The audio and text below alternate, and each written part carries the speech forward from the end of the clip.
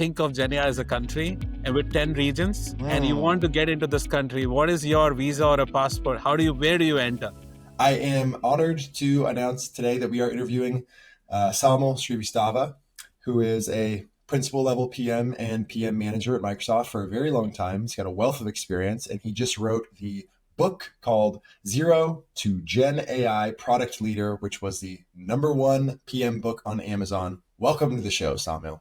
Thanks a lot, Kevin. Super excited to be here. Yeah, us too. And you've got a really cool journey even before getting into this book. And I think really that's important for people to understand that want to read the book. Yeah. So my career can be divided into two parts. First part of my career was purely into education technology, working with lots of startups. And then I came to Raw School of Business. And from there, my journey in big tech started, which was in Microsoft. And that's when I actually got into this product management role within Microsoft.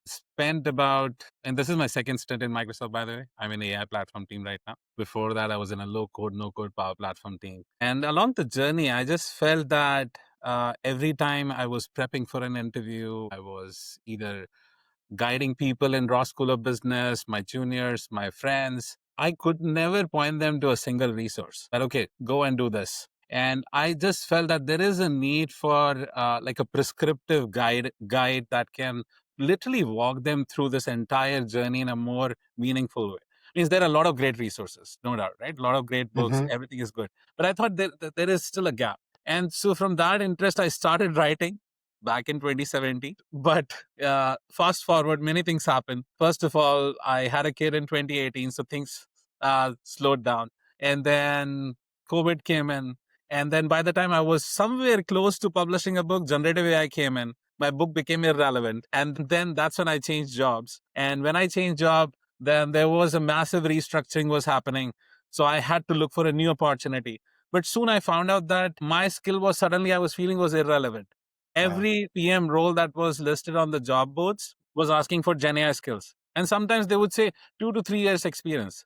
And the technology itself went mainstream less than a year ago. Right. So I was like, how can someone even have 2 to 3 years of work experience? And so I had to go through that entire journey to figure out in a short period of 2-3 months from literally sort of I would say I had general idea about basic skills, but not so much fundamentals of GenAI or AI.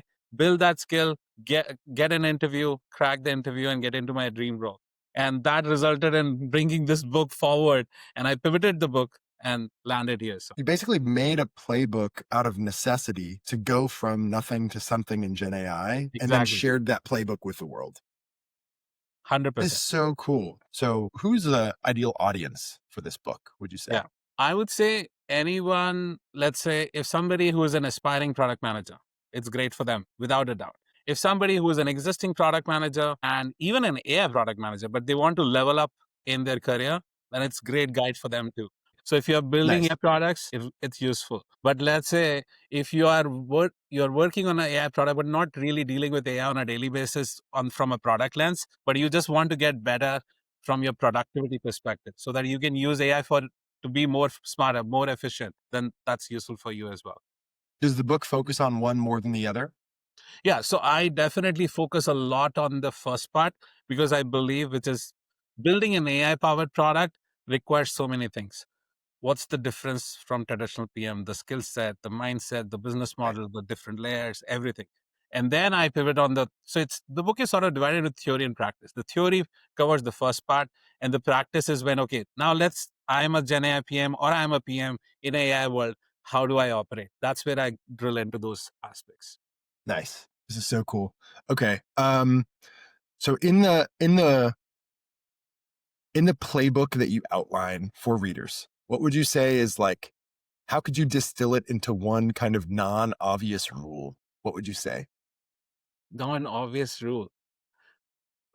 First of all, I would say, let's start thinking about AI as like an internet, right? That you cannot live without it. I think that's the first biggest thing that we should start embracing. Let's not debate about whether I should use AI, not use AI, whether I should be an AI PM or a PM leveraging AI or any other, like even if I'm not in a product management, any other function, should I use AI or not? let's embrace AI. I think that's how it is. It's like moving from printed maps to Google Maps or Apple Maps. That's what it is. Mm. So I think that's the biggest role, I would say. You could use a physical map to go from New York to California, or you could use your phone, basically. Absolutely. I mean, Yeah. certainly you can do that. You can do that. But let's say we're all in a corporate world, right? And Mhm. how the technology is moving, you need to move fast. Means at the pace at which the products were built in the past and now how it is being built, it has completely changed. Means, in fact, to give you an analogy, when I was working in Microsoft in between 2015 to 2021, and when I Mhm. joined back in 2023, my planning cycles had changed from 6 months to few weeks. So that itself explains, like, if you don't embrace AI, how do you move fast? You have to. Mhm. What you have to figure out is which are those predictable, repeatable tasks that you can use AI to take care of it. And you focus on creative, strategic thinking and collaborating with the people. And more on a where there is a unique human element is needed, you focus on those aspects, Mm. right? Even if you're not building AI powered products. So what are the 6 layers of Gen AI value that you talk about? There is an infrastructure layer Mhm. right at the bottom where you have these GPUs, all the NVIDIAs of the world, like all the major players that offer something, right? Then there is a foundation model layer, OpenAI, Llama, Mistral, right? That's the second layer. Then the third layer is the orchestration layer, where we talk about these agentic workflows, semantic kernel, LangChain, and all of that comes in. Then there is a hosting and serving layer, because every time something is built, you need an underlying platform to serve it. And Mm. then there is an observability layer, which is essentially about just monitoring, right? When applications and GenAI applications are built, it's so crucial to monitor them. Is, I think, probably Mm. the most important thing, given that they can get rogue. They're not consistent. And the fourth is where AI actually meets the end user, which is an application. So there are so many layers, and at every layer, different skills are needed. Your starting point could be different. And so I think figuring out what could be your best entry point at what layer is so crucial, and trying to Yeah. map that to a job role if as you're trying to get it. What is a layer that most PMs underestimate as an entry point? I would say the ecosystem layer, which is the horizontal layer. Nice. So horizontal layer is, and I also got into ecosystem layer, by the way. That's how I got it. Mhm. Okay. Mhm. So what is ecosystem? Ecosystem is like you're trying to build an ecosystem of whether these models, agents, it has some flavor of business model, it has some flavor of platform capabilities. So it's a good mix of, let's say, a tech skills and also like a business and a basic product management skills. I think that's a great entry point, because it gives you a great view of what's happening across the layer. And Mm. so you that can be your starting point. But then very soon you can find your adjacent zones. Okay, now I've worked here for some time. Now let me double down on Mhm. application layer because I'm good in UX. Or maybe let me double down on the infrastructure layer because I like to solve how to make these GPUs fleet efficient and all of. So that's how I would think about it. That is so cool. Were you deciding between the ecosystem layer and another layer? Like what was the second runner up for you when Right, you're trying to right. pick an entry point? So I was trying to target two things. One is an ecosystem piece, and the second was an application layer. Mm. Because application I had worked on before, so I understand it. I understood, okay, how user experience are designed, what are Mhm. the things to keep in mind. All I had to do is understand the fundamentals of GenAI and try to see how would that apply in the application layer. So those were the two areas I was trying to focus on instead of just going wild west, applying left, right, everywhere and landing nowhere. Yeah. So Mhm. as a good like 80% use case, if I'm a PM who's underwater and doesn't know where to start as an entry point, is it probably one of those two things for most PMs? I would say that, but Nice. having said that, so there are pros and cons, right? One is Right. ecosystem layers, you would say in most companies tend Mhm. to be smaller teams. So something Mm. to keep in mind compared to Mm. the let's say agentic layer team or somebody who is working on a application layer. That's much broader Right. teams, much bigger teams. So I think that's where you have to find that balance, right? So I Right. think what you're trying to do and what I try to even cover in the book is find your starting point, which is a strength. Let's say application layer in your example. Yep. But just that strength is not enough. Okay. You need to make sure other things fall in place. First of all, is there a job listing in that area? Second Mhm. is, are you able to find the right connection? Are you able to showcase through some of the work, maybe even you did as a, let's say in your free time or as a hobbyist, that you have shown enough proof or Mhm. signal that you're already taking steps to showcase your, let's say, you're already operating as an application PM layer or Right. ecosystem PM. So I think those are the things that matters a lot. It's not just one thing. Everything needs to come together at the same time. Okay. What if somebody's transitioning from a traditional PM role? What are the 3 main skills they need to unlearn to get into Gen AI? I would say the first thing is unlearn how you have been operating in the past. And what it means is, first, if you were spending a lot of time creating the perfect specs and PRD, I think start thinking differently. Have to, yes, you have to create specs and PRD maybe, but you are actually the first consumer should be an AI tool where you can feed in those PRD and quickly generate a prototype, right? And all these amazing tools, Lovable, Bold.new, VO, and so many others, I think those are amazing, right? How you can quickly get started so that you're not spending a lot of time trying to explain what is the problem, what is the user problem, and trying to convince the stakeholder. You have now actually a prototype right in front of you. Use that as a starting. So I think that's first skill. The second biggest thing I believe it needs to change is you have to start thinking more like a full stack product PM instead of like thinking just, oh, I'm working in now application layer, so I don't care about what's happening in the backend. Because see, when let's say a GenAI chatbot fails, there could be so many things that could have gone wrong. Things could have been a problem on the user experience layer. Maybe the model itself is not, the model layer and the model that you're using is not perfect. Maybe the GPU that is powering that experience, there is some delay in responding to the user. That's where the problem is. Or maybe there is some problem in the orchestration layer. So I think by full stack PM, what I mean is have a builder mindset. And second, go deep in your area, but have some enough knowledge about other area over time so that you know where could be the bottlenecks. I feel like experiments are a big part of Gen AI in the sense that convincing stakeholders to stay the course, even if the experiments don't get immediate results. Do you influencing skills change with such an experimental heavy domain, do you think? So I think from an experimentation perspective, the biggest challenge that happens these days is, okay, you have some idea. Now, how do you, let's say, convince anyone about where you would be, let's say 1 month later or 2 months later after the launch? Things are completely uncertain. And I think, and that mindset shift for good reasons is changing across different functions also. So how experimentation is changing is, I think your journey actually starts once you ship the product. You have to keep monitoring it, continuously evaluating it. Means that is when actually your journey is starting. Unlike the traditional PM, where yes, you need to measure metrics even after shipping it, but it's a minor iteration, hopefully. But here, actually, the journey starts then because that's when all the risk comes in. What if the product does something or responds to the users which is does not conforms to fairness, transparency, or it's biased to a specific user? How do you deal with issues? So, do you have any 1 or 2 ideas from the book that seem to be a little bit of a harder sell for people to get their heads around? I think one of the common theme is everyone feels that everyone is super anxious and feels it's an uphill task if they have to upskill themselves. I think 100%.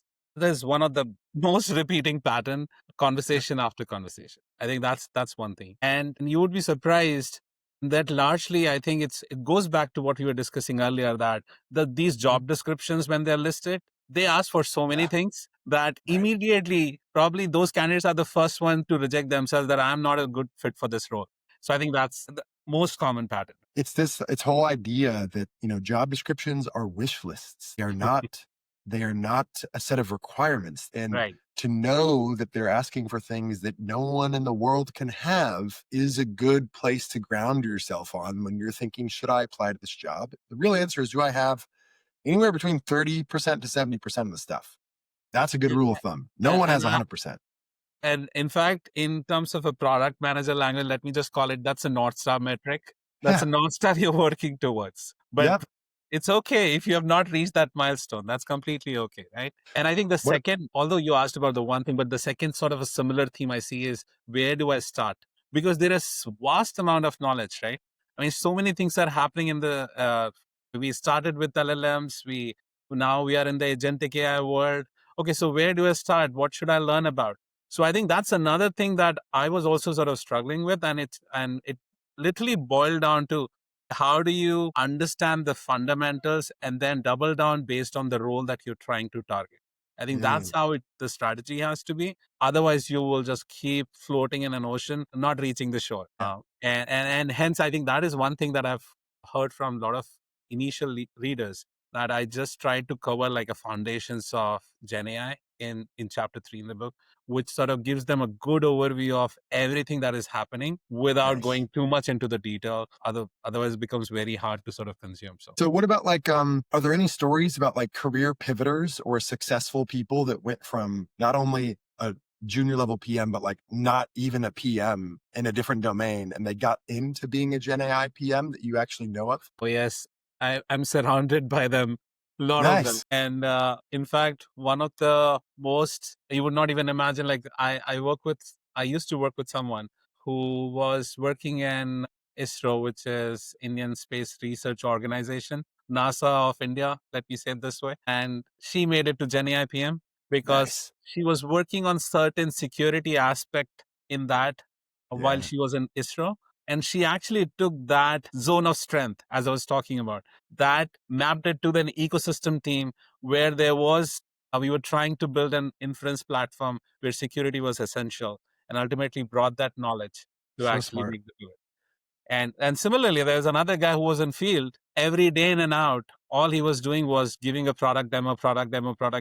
He learned so much about the customer, that where were the problems, and he was always doing technical demos. So he was super technical. He was every day in and out hearing about what were the GenAI related problems customers was facing, and suddenly there was a role within the team where it was needed somebody to come in and work at the infrastructure layer, bring that technical knowledge and customer mindset. It became a fit for him. You already have your niche, so you just need to learn where the niche maps to in this new world, and then you're there. Beautiful. In fact, I talk about in the book in chapter 10, or more like think of GenAI as a country and with 10 regions, and you want to get into this country. What is your visa or a passport? Where do you enter? Think about that. Once you enter in one region, it need not be perfect. You don't have to get the perfect role on day one. Just enter the region. Then spend time, learn, and move to the adjacent region as you learn and where your interest develops, right? That's how you should be thinking. Travel in the different regions of the country after you find the easiest entry point in any region. Beautiful. A couple years ago, you were kind of lost and confused and not knowing what to do in AI. Fast forward a few years and you've got the #1 PM book on Amazon about becoming an AI PM. What advice do you have to those people that are back in the place that you were a few years ago? You talk to anyone in the tech industry right now, whether they have a job, they don't have a job, whether they're in a senior leadership position, whether they are struggling to get promoted, everyone feels uncertainty. That is the nature of the industry right now.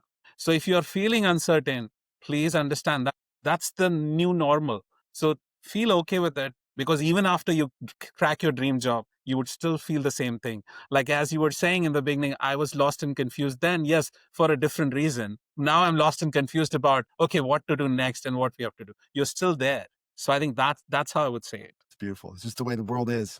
Love it. All right, Saumil, thank you very, very much for coming by and sharing your knowledge with us today. That was great. Thanks, Kevin. It was nice talking to you. Thanks for having me. All right. See ya.